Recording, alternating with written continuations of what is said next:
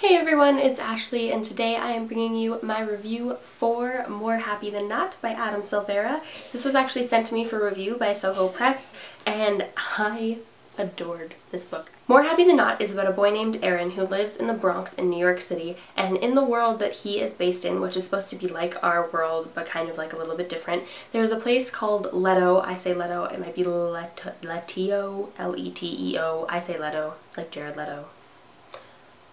If it's wrong, it's wrong, but it's just how I said it the whole book, so there's no change in my mind now. There is a place called Leto who does this procedure that will suppress memories, so it can make you forget things that kind of hurt you. So like, for example, if you have PTSD from being in the war, they could make you forget that you were a soldier, etc., etc. So Aaron hates this procedure. He thinks it's stupid, he thinks it doesn't work, he thinks that it is just not for him. And he has this girlfriend who is amazing and wonderful and always there for him, but he always kind of feels kind of like, eh. And then he becomes best friends with this boy across the kind of, I want to say across the way, but you know, like in and around his area, and they become best friends. They start spending all of their time together, and then all of a sudden he's wondering why he's spending more time with him than his girlfriend, and the plot progresses from there. I gave this book a 4.5 out of 5. It probably would have been a 5 out of 5 had the description on the back of the book not spoiled the book. So I actually hate when publishers do this, and the worst part is I feel like it's the publisher's fault and not the author's fault. And you can't spoil a major part of the story in the synopsis on the back of the book.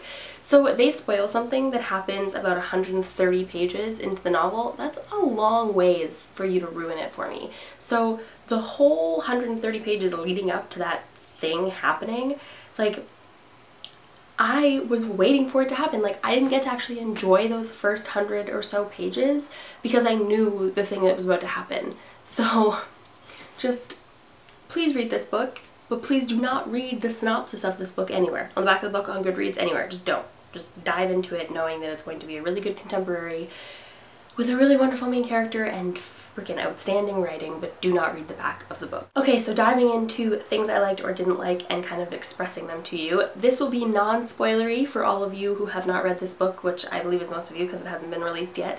The main thing I loved the most about this book was the writing.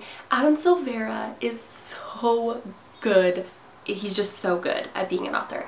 There was witty puns, there was amazing banter, and above all, there was amazing pop culture references throughout the entire thing. Especially if you're like kind of a comic-y geek, you will adore this novel. You don't have to be, but if you are, you'll adore it even more than someone who isn't. Silvera made you love the characters and kind of just really, really connect with them. At least all of the main-ish characters. There was a lot of characters in this book, actually, a lot of like side characters that were developed enough, but the main characters were actually developed so well. And also, again, trying not to spoil anything for you guys, but even though the back of the book like destroyed one of the main twists of this book for me, there was another twist that I didn't see coming at all, and I was like dumbfounded and amazed that I didn't see it coming, and just, it was amazing. It was just so good. The main character for me was really well written because I felt like I could understand his struggle. Like throughout the whole book he was struggling with a lot of different things actually. His dad had completed suicide before the book starts, and he's still struggling with that. He's struggling with a lot of things, a lot of feelings, a lot of emotions, a lot of everything, and Adam Silvera wrote that really well, and I find that some authors don't do that. They don't write the struggle well enough that I actually feel the struggle, but this book made me cry, and not a lot of books make me cry. So yes, there's just so many struggles and so many everything, and just yes. Also, this cover, I realize that it kind of has the advanced reader's edition on it, but this is the actual cover of the novel as well, and I really like it. I love books that do this like really bold typography as a front cover. It's probably one of my favorite types of covers for books ever, and this one just suits it really well. And actually, I don't know, I really hope that this isn't the finished copy.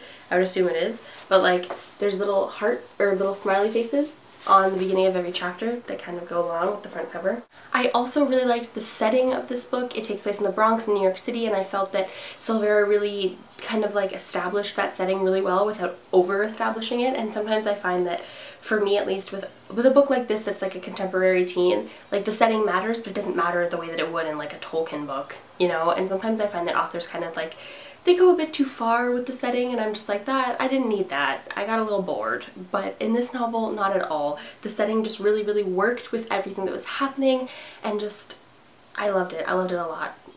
So yes, I gave this a 4.5 out of 5 stars. I would highly recommend it if you are someone who enjoyed Aristotle and Dante Discover the Secrets of the Universe. It's actually described in the back of the book as Eternal Sunshine of the Spotless Mind meets Aristotle and Dante Discover the Secrets of the Universe, which I think is a pretty accurate description actually. But yes, if you're looking for a new contemporary book that is very, very based in character development and also has some really, really, really good writing, I would recommend this book to you.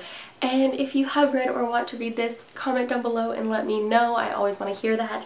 And if you found this review to be helpful at all, which I doubt it was because it was just me rambling, then always let me know. And if there's a specific book you know I've read that you want me to review, again, always let me know. And otherwise, I will see you guys soon with another video. Happy reading. Bye!